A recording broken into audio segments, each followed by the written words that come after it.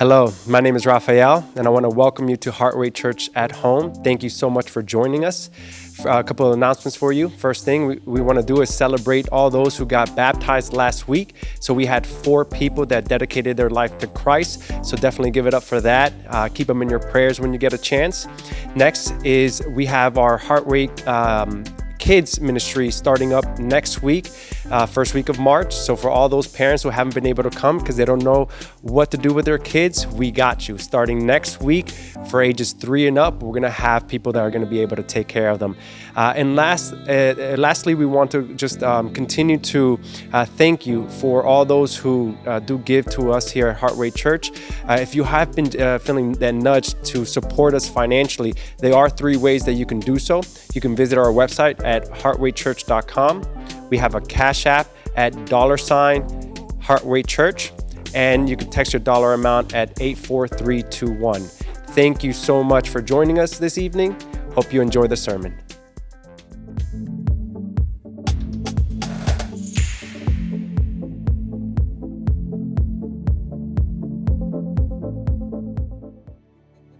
Good morning, Heartway. How we doing? Oh, we could do a little better than that. Good morning, Heartway. Hey, come on, let's all stand to our feet.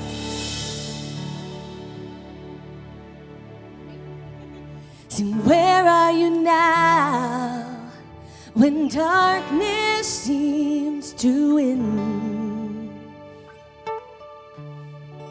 Where are you now when the world is crumbling?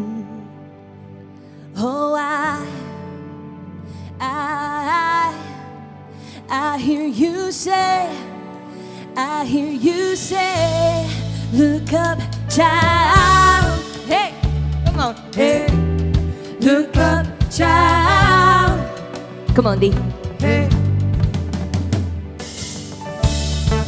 Where are you now when I can't figure it out?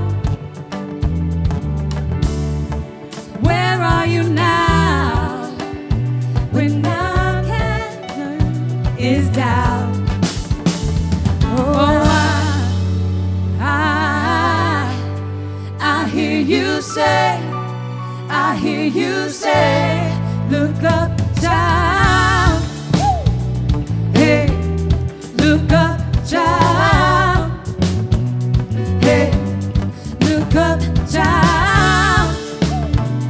Hey, look up, child. Hey, you're not pressured by the war, you're not shaken by the storm. I know you're in control. Even in our suffering, even when it can't be seen, I know you're in control. Oh, I hear you say, Come on. look up, child. Hands up like this. Hey, look up, child. Woo. Hey, Look up, child. Oh, hey, look up, child. Come on. hey, Sing, look up, child. I hear you say, hey, look up, child. I hear you say, Hey, look up, child. I hear you say, Hey, look up, child. hey. I want to hear you all sing it. Come on. Look up, child. Like, Hey, look up, child. hey, Look up, child. hey, Look up, child. Hey, hey. look up. Come on, everybody.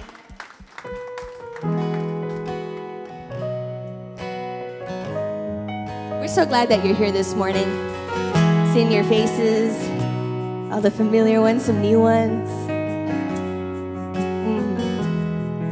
Come on, if you have breath in your lungs this morning, if you have the ability to move around, can we just express a posture of worship right now? And just lift our hearts to the Father. Let's sing. In my mother's womb, you formed me with your hands, known and loved by you. Before I took a breath, when I doubted, Lord, remind me I'm wonderfully made. 'Cause you're an artist and a potter, I'm the canvas and the clay. Come on. And you make all things work together for my future and for my good. You make all things work together for your glory, for your glory, and for your name, and for your name. Amen.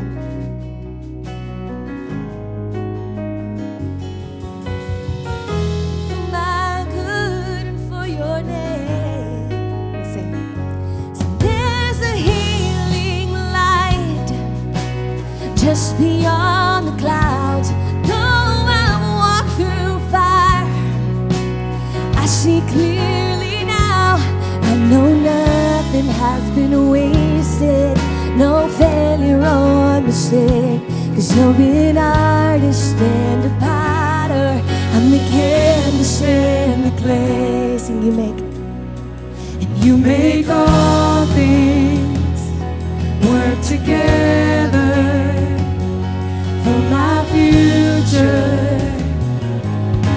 and for my good. You make all things work together for your glory and for your name.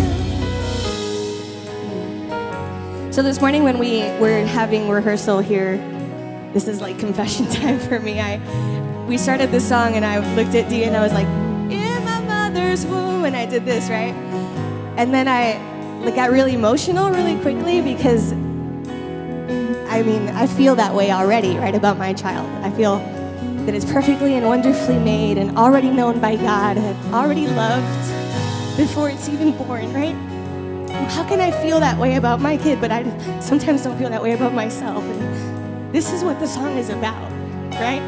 It's about being known and already loved and perfectly and wonderfully made before you take a breath, before you even come into this world, already perfectly planned.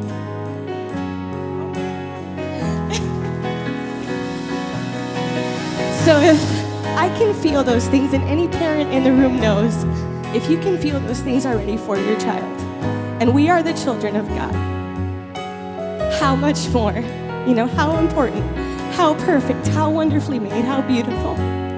So in this morning, I encourage you just to lift it up, sing it out, even if you don't believe it. We're gonna sing it a few times, and we're gonna mix our faith together in this room so that we declare it this morning, that when we doubt it, we need reminding that we're wonderfully made. We can do that. We can do that right now in this place. We can lift those words up together. Amen? Come on, let's sing. All right, come on. So when I doubt it, Lord, remind me I'm wonderfully made. 'Cause you're an artist and a potter, I'm the canvas and the clay. And I know nothing has been wasted, no failure or mistake. 'Cause you're an artist and a potter, I'm the canvas. Come on, let's sing it again, sing. and the clay. So when I doubt it, Lord, remind me I'm wonderfully made. 'Cause you're an artist and a potter, I'm the canvas and the clay. And I know nothing has been wasted, no failure or mistake. 'Cause you're an artist and a potter, I'm the canvas and the clay. And you make all things work together for my future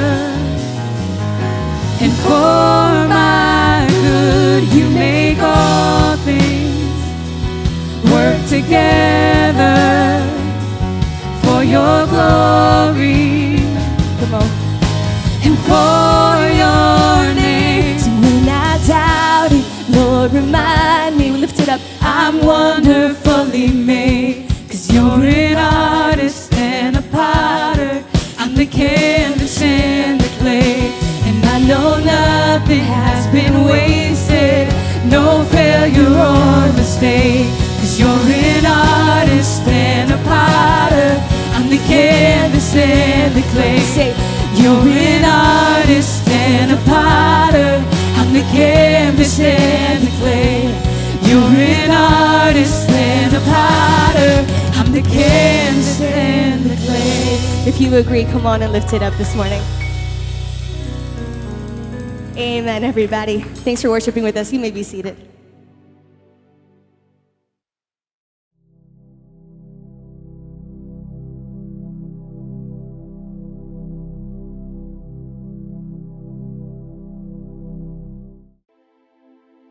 Good morning, Heartway. It's great to be with you guys again. It's not only a blessing to be here together, but it's also a blessing to be here alone. Wherever we go, we're only with ourselves. Regardless of who we're talking to, regardless of who's around us, the only thing we truly have is a connection with ourselves. Because even if you say, okay, I'm gonna touch the person next to me, the only place you're experiencing that person's existence is on your fingers. Everything we see it here. And so this isn't some philosophical message. This is simply saying that if we're truly relational beings, and we're going to prioritize being connected to others, the most important thing is finding a centering, a love, a relationship with ourselves. And we're able to experience that the most, not when we're chattering, but when we're silent. Not just silent from noise, but silent from thought. Silent from unnecessary emotion. And so in this time of centering prayer, this gives us an opportunity to more deeply experience that connection. And so I welcome you to get comfortable. That if you feel the desire to represent that you're open to the blessings of heaven and God, then have your hands pointed upward. But if you want to experience being grounded like the roots of a tree, I welcome you to have your hands pointed downward towards the ground. And if you find it fitting, you can close your eyes.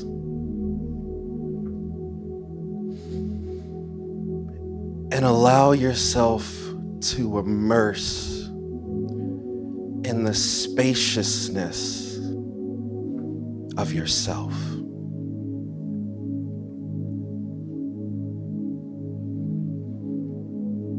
Begin to take deeper breaths.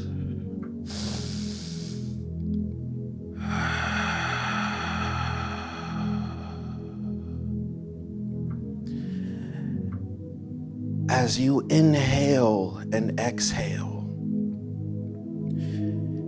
do so completely.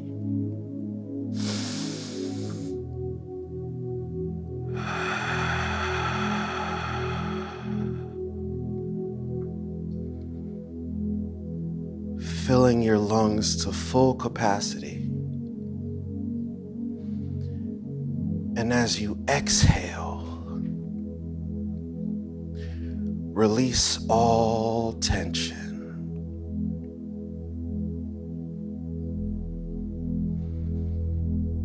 There's nothing that you need to do right now.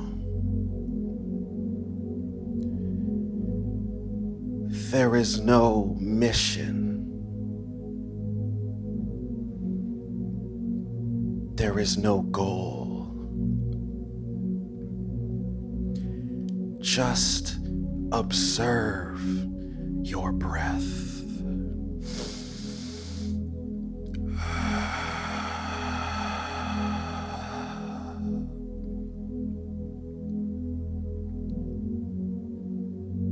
Every single time you exhale, feel your muscles relax just a little bit more.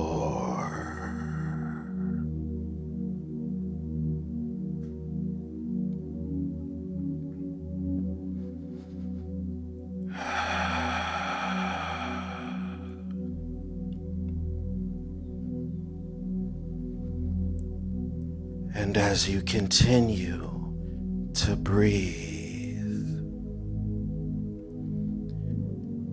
you are going deeper and deeper into a state of peace and relaxation that surpasses all understanding.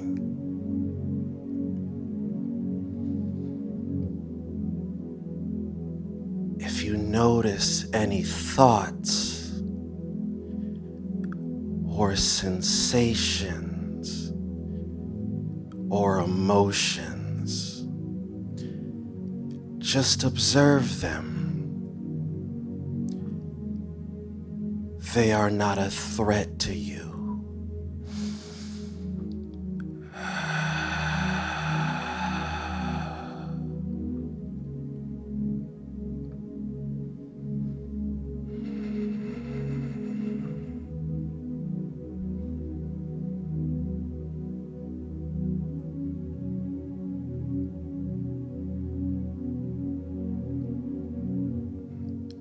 Just breathe and be still. Beyond the concept of stillness.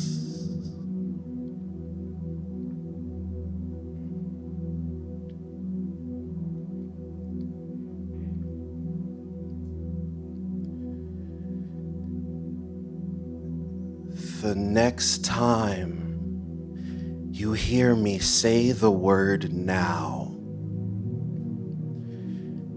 you will enter into a state of calm and peace that is 10 times deeper.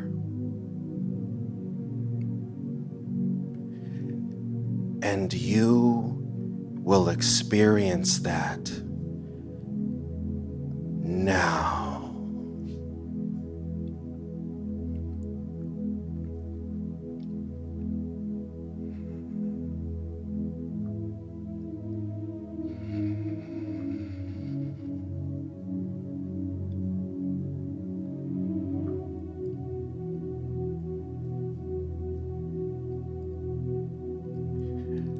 Let His peace kiss you.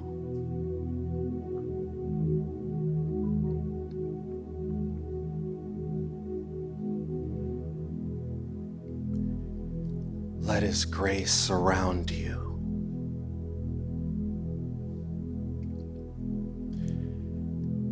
And let us breathe it in together.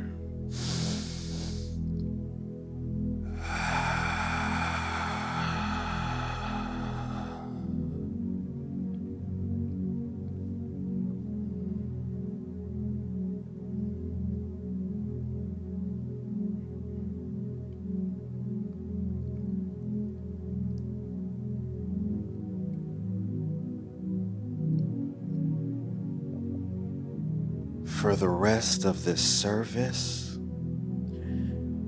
for the rest of your day, for the rest of your days, this peace cannot leave you.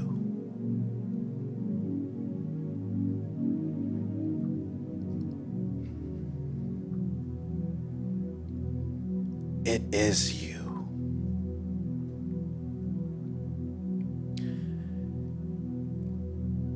So in your own time, gently bring your awareness back into your body.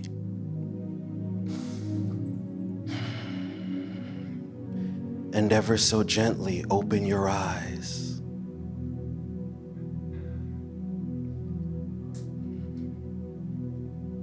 We at Heartway love you, and God loves you. Thank you, Heartway.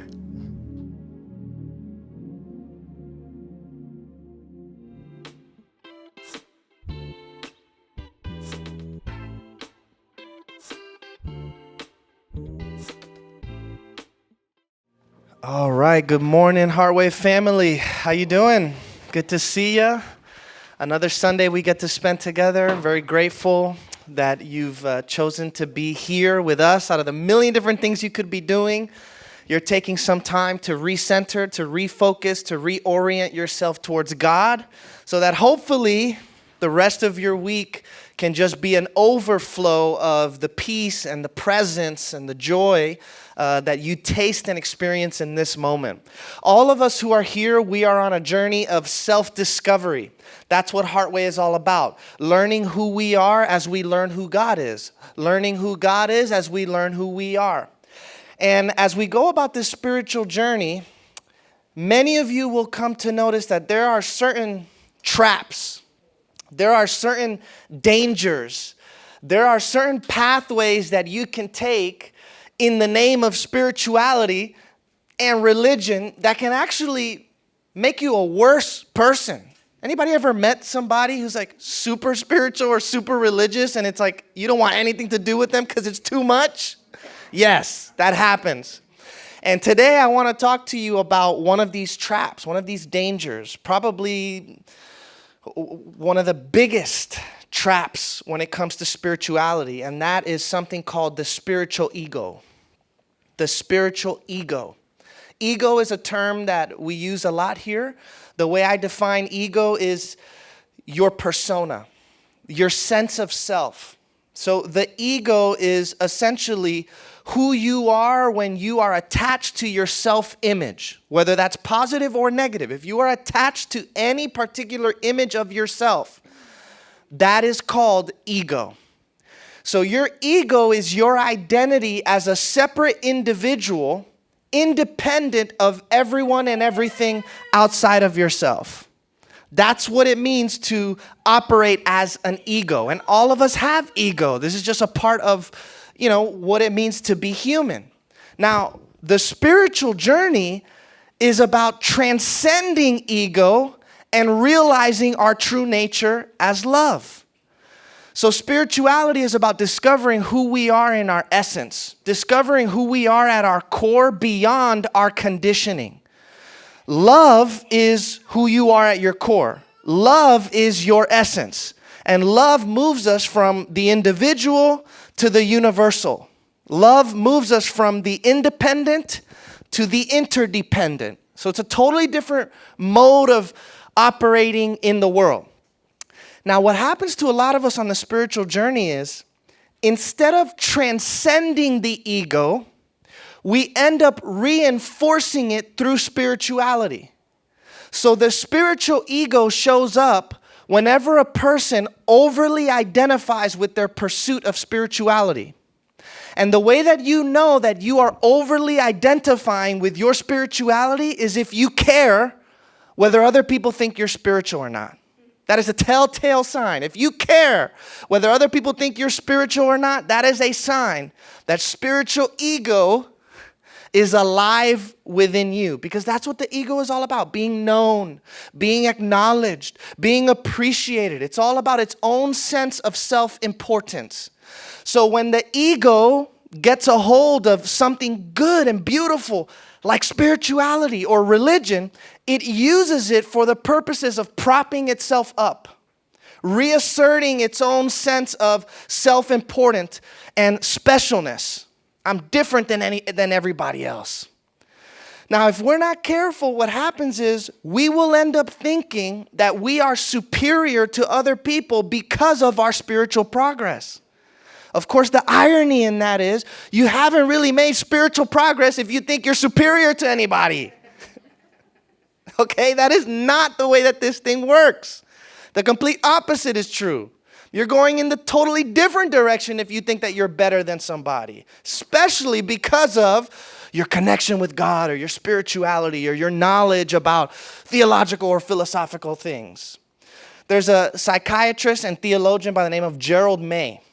I was introduced to him through my seminary studies, and he's written some incredible books.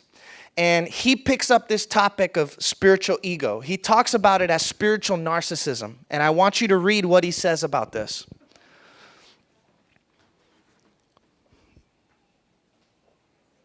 I guess not. But let me see. Maybe it's on my phone. Un segundo. Talk to yourselves. Let's see here. Amanda.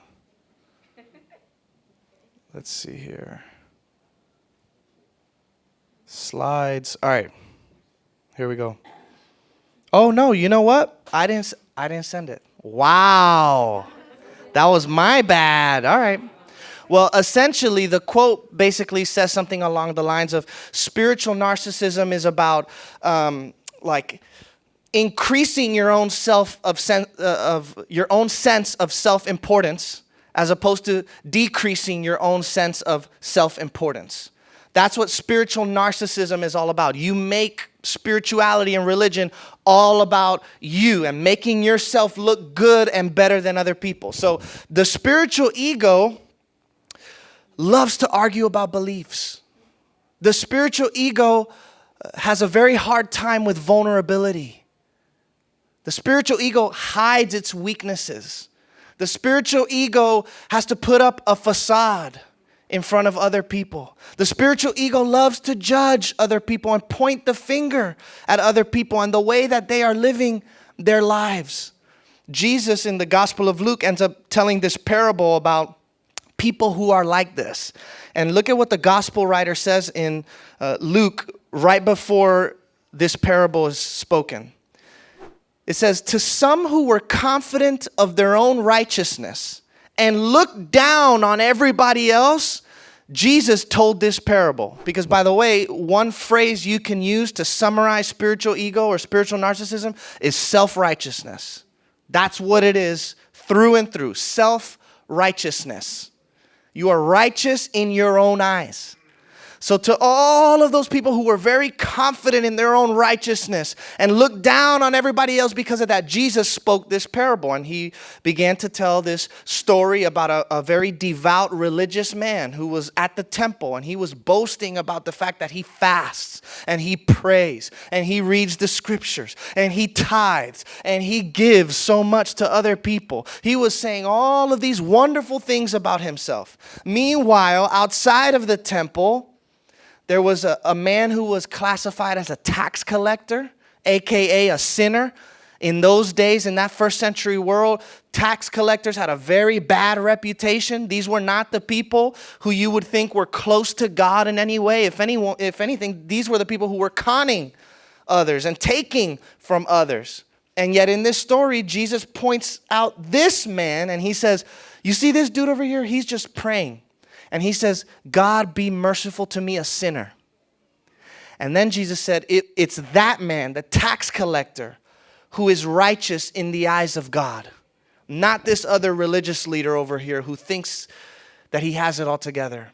Because those who exalt themselves will be humbled. And those who humble themselves will be exalted. Why? Because God looks at the heart. God looks at the heart. How could it be that this person with the worst reputation, who is a sinner in the eyes of other people, who others consider to be bad and evil, Jesus can say is truly righteous in the sight of God, but this other religious person who goes by the T and does everything the way they're supposed to is actually not righteous in the sight of God because their heart is not in the right place. You see how that works? So Jesus is taking us beneath the surface to the essence, to the core. Look at what it says in the Gospel of Matthew. Jesus says these very strong words. "You hypocrites, You're so careful to clean the outside of the cup and the dish, but inside you are filthy. You're full of greed and you're full of self-indulgence. So you're telling me I can pray, I can meditate, I can go to church, I can do yoga, I can go to workshops, I can do retreats, I can listen to podcasts and teachings all day, and I can still treat other people like crap and be the furthest thing from actually connected to God and spiritual? Yes, that's very possible, because all of that stuff is just external stuff, and it has no bearing on who you actually are as a human being. But a lot of us deceive ourselves into thinking and believing that because we're doing all of this spiritual activity, or because we have all of this spiritual knowledge, or because we do all of these spiritual things, that we're actually spiritual people. But if you have a very inflated sense of self, then maybe that is not the case. Which is why in the New Testament, Paul in 1 Corinthians chapter 13 puts it very bluntly. He says, you can have all of the knowledge in the world. If you don't have love, you have nothing. You can have the most amazing spiritual gifts that there are. But if you don't have love, you have nothing. He then goes on to say, you can give away all of your possessions. But if you do not have love, you gain nothing from it. Love is everything, and love is a matter of the heart. Look at this proverb. Some people view themselves as pure, but they haven't been cleansed from their own filth. Some people view themselves as pure, but they really haven't been cleansed from their own filth. This has nothing to do with morality or perfection, by the way. This has everything to do with intention. You can give off the image of purity, but if your intention is not pure, then spirituality is just a show. Spirituality and religion for you is simply a way to manipulate people's perception of you and inflate your own sense of self-importance. Jesus always preferred people whose intention was pure over people whose image was pure. Why? Because what mattered to him was that people had the right kind of heart, not the right kind of behavior. Where is your heart? Who are you on the inside? Are you making this all about you? Do you think that you are more superior than other people? All of these are signs of spiritual ego. And so I want to dive into a couple more of these signs of spiritual ego, just so that you can begin to notice if this is operative within you. Worst thing you can do coming out of this teaching today, as you listen to me and say, oh yeah, I know people like that. Oh yeah, that's a sign. I know. I'm going to tell that guy because he does this all the time. No. It's very, it can be difficult sometimes to discern this in other people because, people are good at putting on masks and people are good at putting on the show. I mean, quite frankly, there's been a lot of people in positions like mine who have deluded the masses doing this. So it's very hard to decipher this in other people. So just try and notice and decipher and discern if any of this is alive within yourself. Here's the first sign of spiritual ego. Always trying to advise or fix other people. Now, some of you may be saying, what's the problem with that? What's the issue with this? If I have some advice to give to somebody, shouldn't I give it to them? And my question back to you is, well, did they ask you to? Because if they didn't ask you to, and you're just giving them advice anyway, maybe it's not really about them, it's just about you. Maybe you're not really trying to help them. You just want them to see how good of a helper you are. If you're always Noticing that you have this need and this tendency to fix, to advise, to tell other people what they should or should not be doing with their lives, especially when they don't ask you. That means that as you're interacting with these people, you have an agenda for them. How can you genuinely love somebody when you have an agenda for them? Love is agendaless. How can you understand where another person is coming from and who they are? And how can you empathize with their feelings and their emotions if you're trying to fix them, if you're trying to change them? It just doesn't work like that. Oftentimes, people who give unsolicited advice are people who think that they are further along than others on the journey. And again, you can't connect with other people if you believe in your mind that you are further along, that you are better and more advanced, because that puts you here and that puts them there, and now there's no more connection. There's no more authenticity. There is superiority. And I know oftentimes you're trying to help. We're trying to help people.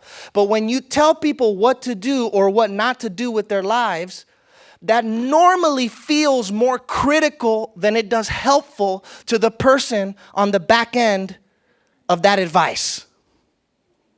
It almost always feels more critical because it communicates this air of superiority. It makes it seem as if you, as the advice giver, know what is right and best for other people. Here's the big wake-up call. You don't know what is right or best for anybody. Everybody is on their own path. Everybody is in this unique process that is unfolding that has nothing to do with you. You don't see the whole picture. You don't know what's going on behind the scenes. Even what people tell you is just a hint and a fragment of the bigger picture and the bigger story that God is writing. So you don't know what is right for another person. You may even tell them to do something that is the complete opposite of what they need to do to experience what it is that God desires for them to experience so that they can grow on their own terms and not yours. You may be giving people the totally opposite advice. We don't know what's best for other people. We don't know what's right for other people. So what's better for us to do is just be there for other people. Be a safe space in which other people can express themselves without feeling like they're being judged, without feeling like they're being critiqued. I can't tell you how many people have thanked me for doing nothing. And I'm like, okay, you're welcome. But they're like, Danny, it's like, man, thank you. Every time I'm around you, I just feel like, man, like I'm not judged and I can just be myself. Mission accomplished. That's it. People just want to be listened to, but that's impossible for the spiritual ego because the ego is caught up in the trap of comparison. And if you are comparing yourself to other people, that means you are in competition with other people. And so the way that the ego asserts its superiority and importance with other people that it's in competition with is by making itself the authority. I am the authority on this topic. I know what is right. I know what is best. I'm going to tell you what you should or should not do. If you really want to help somebody, don't try and help them. If you really want to help somebody, don't try and help them. Let them be. Be that safe space for them. And if your words and your presence end up helping them, good, but let that be something that happens naturally, not something that happens because you intend it to. Because if you're intending for that to be the case, and you really want to help them, and you really want to advise them, and you really want to fix them, but they're not in a place to even receive that, or maybe that's not even what they want from you, then anything you say is going to feel very dismissive to that other person and their feelings. So better to just drop this whole thing of having to fix anybody or advise anybody or tell anybody what they need to do with their life. Here's the next sign of spiritual ego. Taking credit for your growth. Taking credit for your growth. This is a tough one for a lot of us, but this is really where all of it stems from. Spiritual growth and evolution is always the result of God's grace. It's never ever the result of your own efforts. Always the result of God's grace. It's never the result of your own efforts. Why is that the case? Because spirituality is not about self-improvement. It's about self-realization. Okay, if this were about self-improvement, you can pat yourself in the back. Man, look at how far I've gone. I'm just such a better human being now. Look at all these things that I've done. I'm so different. This is not about self-improvement. This is about self-realization, realizing who you are in God, realizing who God is, realizing the true essence of what all life and existence is. And guess what? Realizations like this, realizations of grace, realizations of divine love, realizations of the divine presence, they just happen to you. This isn't something that you do. This isn't something that you produce. This is something that is done to you. It is given to you. It is a gift of grace. It is a gift, a gift. This is what separates spirituality from everything else self-help. This is one of the major differences, is that there is no credit that belongs to the individual. Because spirituality is about letting go of your own individuality and losing your ego in the love of God, so that it is God who now lives in you and moves through you. You are out of the way. You see the difference? It's not self-improvement. This is like self-crucifixion, so that it's no longer I who live, Christ who lives in me. That doesn't mean demean yourself, right? And like put yourself down. What I'm saying is forget yourself. Just forget yourself and remember God. This is why the scriptures say in the book of Ephesians, by grace you have been saved through faith. By grace you have been healed. By grace you have been liberated. By grace you have been delivered through your faith. And even this faith is not your own doing. It is the gift of God, not a result of works, so that no one may boast. Grace simply means God is the doer, not you. God is the doer, not you.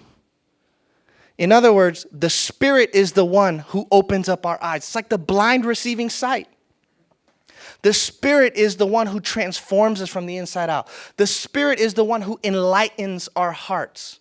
The Spirit is the one who gives us revelation and insight from above. The Spirit is the one that implants wisdom within our soul. It's all the work of the Spirit, which is why in the book of Philippians, Paul says, it is God who is at work in you, both to will and to work for his good pleasure.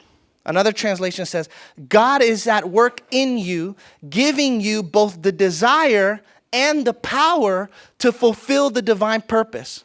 So even your very desire to know God, even your very desire to experience spiritual transformation cannot be credited to you.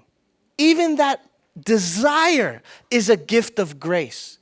Any of the strength and power that you are depending on to continue to put one foot in front of the other on this journey called life is power that has been given to you by God. It is God who works in you, giving you the desire, giving you the power to fulfill the divine purposes. If we're not established in this truth, we start taking personal credit and responsibility for our growth, and then what starts to happen? You start looking down on people who are not on your level. But guess what? There are no levels to this spirituality thing. Grace levels the whole thing out. Whether you're the most righteous person or the most sinful person, both of those are equally loved by God. This is the scandal. It's like that guy who was hanging next to Jesus on the cross. This guy's a thief. He's been a criminal his whole life. But then he turns to Jesus and he says, will you remember me when you enter into your kingdom? And Jesus says, yes, I'll remember you when I enter into my kingdom.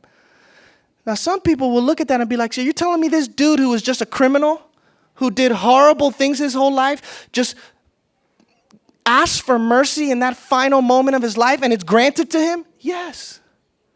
Jesus even tells another parable about a group of workers who were hired by a man Some of these workers were hired very early in the morning, and they were promised a certain amount of money for the work that they would do that entire day.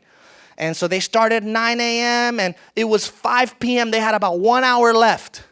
And the master goes out to find other people to go into his field and do the same kind of work for that final hour. Well, at the end, when it was time to pay everybody, the master paid those employees who were working for just an hour the same amount that he paid all those other employees for working the whole day. And those employees who were working the whole day were like, what are you doing? This is unfair. We've been working all day. We deserve our wages. Meanwhile, the master's like, no, you don't get it. Grace is not fair. I can do what I please with my gifts. And the person who seems to be doing very little and the person who seems to be doing more are both equally recipients of my gifts and of my grace. That's how it works with God. The person who is super holy and righteous and spiritual is no more loved by God than the person who is throwing their life away.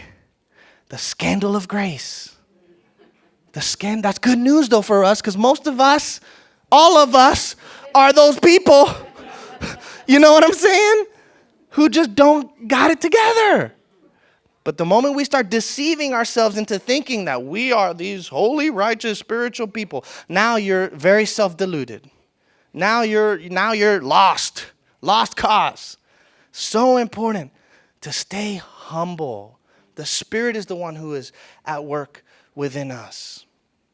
It's very easy for the spiritual ego to get caught up in appearances, in reputation, to the point where that's what matters more to you than the way you're actually living your life. This is how you can end up, I'm sorry to say it, I mean, as somebody who's a Christian, it's very obvious. There's been a lot of people who have gotten away with racism and bigotry and violence, but it's okay because I believe Jesus is my Lord and Savior.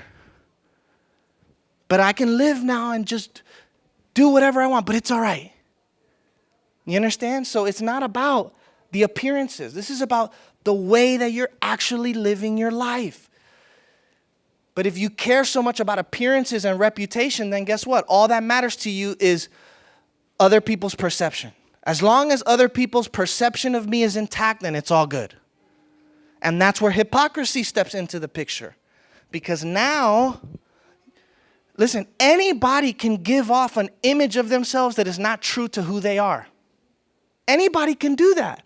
And if you start trying to give off an image that is not true to who you are, that means you have to hide who you are. Because who you are in your eyes or in the eyes of your family or the culture you're from or the church you're a part of or the group that you're connected with, all of those things are not good. And you'll be judged if you show that side of yourself. So now you see the double life begins to happen. You might as well just be honest. And just let people know up front. So I'm letting you guys know up front too, by the way. If I ever do anything, my intention is never to hurt a soul. But if you ever see Danny and Danny does something stupid or says something stupid, well, what did you expect? Really? Listen, I'm just pointing you to the medicine. I'm not the medicine. You get that, right? I'm not the medicine. Do not depend on me. Don't look to me. I'm just pointing you to the medicine. Okay, but this is what I'm telling you. I probably should be saying this to a group of other pastors and spiritual teachers because we are the ones who get deceived by this the most. Which is why in the book of James it says, not many of you should want to be teachers. It's so easy to get attached to the honor that other people give you. It comes from such a well-intended place. Man, you've changed my life. You have helped me. You've opened my eyes to see things. And you start getting attached to the honor. You start becoming addicted to the importance that other people give to you. You start believing the narrative. And the moment you start doing that, now you begin to develop a very skewed image of yourself that then you have to protect at all costs. I've got to protect this image at all costs. It's a miserable way to live. Miserable way to live. If you take the credit for your progress, then you're also going to blame yourself for your lack of progress.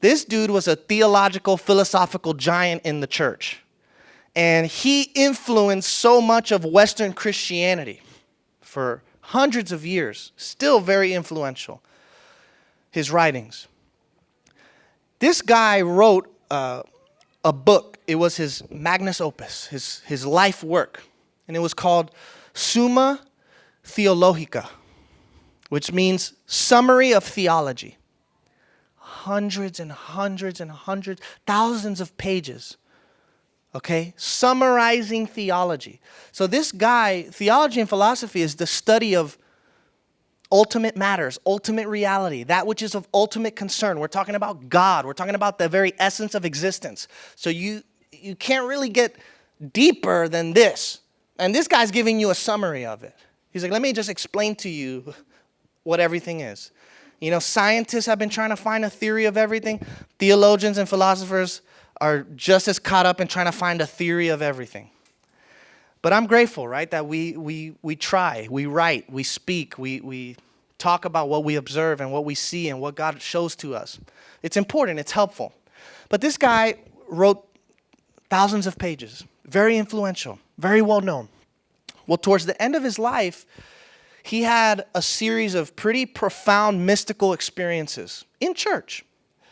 And as a result of that, he lost his desire to write. He never finished his book. There were still people who were expecting him to write more, to finish off what he had started, this incredible, well-respected work. But he had no desire to do it. And one day his assistant was complaining to him about the fact that he didn't finish what he started. And St. Thomas replied to his assistant, no, you don't get it. Everything that I've ever written about God now seems to me like straw. In other words, everything I've ever written at this point, now that I've seen, now that I've experienced, now that I've tasted what I've tasted, everything I've written seems to me now to be like straw, worthless, nothing. And then he took a vow of silence and he died. Okay, so now I'm here getting my doctorate, by the way. They're making me write a lot of pages. I feel like just putting, see the life of Thomas Aquinas. This is unnecessary. Why am I writing all of this? But this is why I like to say the truest thing anybody could ever say about God is nothing. When we're speaking about God, we're speaking about the ineffable.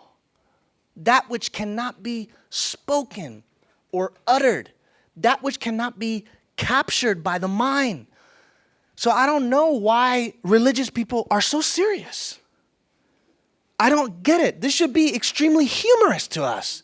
The fact that everything that comes out of our mouth when it comes to talking about God is basically a lie. It all falls short.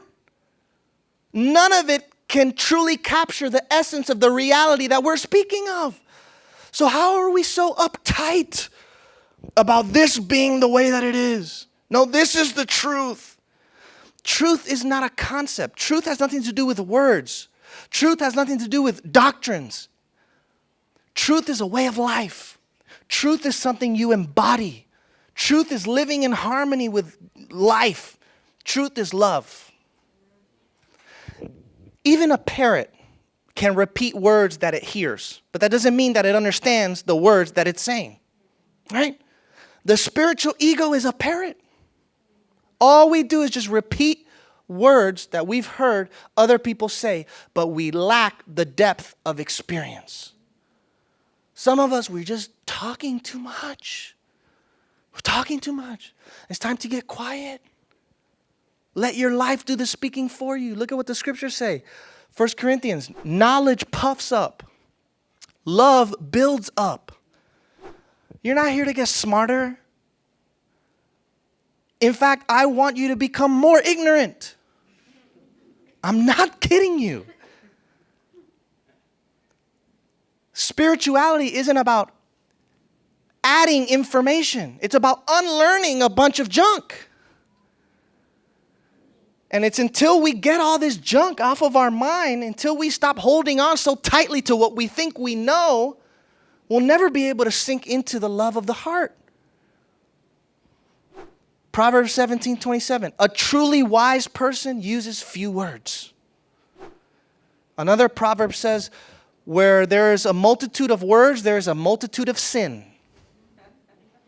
They're just talking too much. So, the antidote to spiritual ego is one word: humility. If you just can focus on humility. Now, don't start calling yourself humble. All right? I always had a hard time with that in the Bible. If you read through the first few books of the Bible, who were, traditionally it's been said that Moses wrote those books of the Bible. There's a lot of debate about that. But this guy Moses writes about himself that he's the most humble person who's ever existed. I'm like, something's going on here, bro. I don't know. There must have been a reason you didn't go into the promised land, because talking about I am the most humble man who has ever existed. Okay. So don't go on now talking about how humble you are. All right? But you don't need to talk about it. Be it. In the same way that it works with humility, that's how it works with love. Jesus says, those who abide in me will bear much fruit. That's all that's necessary. Abiding in the presence. Centering yourself in the presence of God. It's emptying, letting go of everything the mind tries to grasp onto and cling to, particularly past and future, which is where the mind always goes, past and future. You let go of that so that you can be here now, centered in the presence of God. If you are cultivating that presence every day of your life, naturally you will bear much fruit. You don't have to try really hard or put a lot of effort towards it. It's just about positioning yourself in a place where now God can do his work. And what is the fruit of the Spirit? Love, joy, peace, patience, kindness, goodness, gentleness, faithfulness, self-control. This is naturally the fruit that will grow from the tree of your life when you're rooted and planted in grace. Remember, grace means God is the doer, not you. So I'm not taking credit for any accomplishments or achievements or forward movement in my life. This is a gift. And when you truly recognize that, what else is left but for you to be humbled? Right? I think about my life and I'm like, what? I didn't do any of this. And it's all still happening and unfolding. And what I have come to see and what I have come to know and how I have come to experience God in life and the effect that has had on even the people around me. It's just grace. It's sheer grace. It is a gift from God. We can't take credit for it. So humility, the scriptures say, God gives grace to the humble, but he resists the proud. God gives grace to the humble. So lock yourself into humility. Don't talk about humility. Be humble. Don't talk about how loving and spiritual you are. Just be a loving person. Why? Because when you're humble, guess what? Now you're not trying to fix and advise other people. You're just focused on changing yourself. Other people's business is their business. I was reading a book the other day. Awesome advice. It's a book called The Cloud of Unknowing. It's a 14th century text on contemplation. And the dude says, anything that pertains to other people and what they do or don't do, just forget about it. So, that's good advice. He said, don't even think about it. That's not your business. Other people and what they do or don't do or say or don't say, why does it matter to you? You focus on yourself. When you're humble, you're not taking credit for your growth. You are acknowledging that God is the source of every good thing in your life. When you're humble, you're not talking so much because you've come to know that you do not know. And so just like Jesus said, those who exalt themselves will be humbled. Life will humble you. Pride comes before the fall. Because you're so blinded when you're proud. You're walking like this. You don't see the banana peel and then you slip. That's how I envision it in my mind. It's like a mix of Mario Kart and spirituality. Those who exalt themselves will be humbled, but those who humble themselves will be exalted. All right, Jesus said, those who are the greatest among us are the least. A truly great human is the one who is the least and the lowly and the last, because they don't need all of the stuff that the rest of us need to feel good about themselves. They're just okay as they are. All right, let me pray for you. God, I thank you just so much that you are at work in us and through us. Today we corporately as a community humble ourselves before you. Help us to notice any signs of spiritual ego within ourselves. And remind us, God, that you are the source of strength and power and love and growth and evolution and transformation and change. This does not come from ourselves. And so may we never perceive of ourselves as being superior to others, on another level above others. But may we humble ourselves and understand, God, that we are all one and we are all equally loved. And that every movement we make closer and closer to you is a gift. It is a gift. So may we relinquish our need to chatter so much and convince other people of what we know and how right we are. And may we begin to embody and truly live out the fruit of the Spirit. Make us more like you. Help us to dissolve our ego in your grace and in your love. Amen. All right. Thank you guys for being with us. Love you all tremendously. Hope you enjoyed it, and we'll catch you next week. See ya.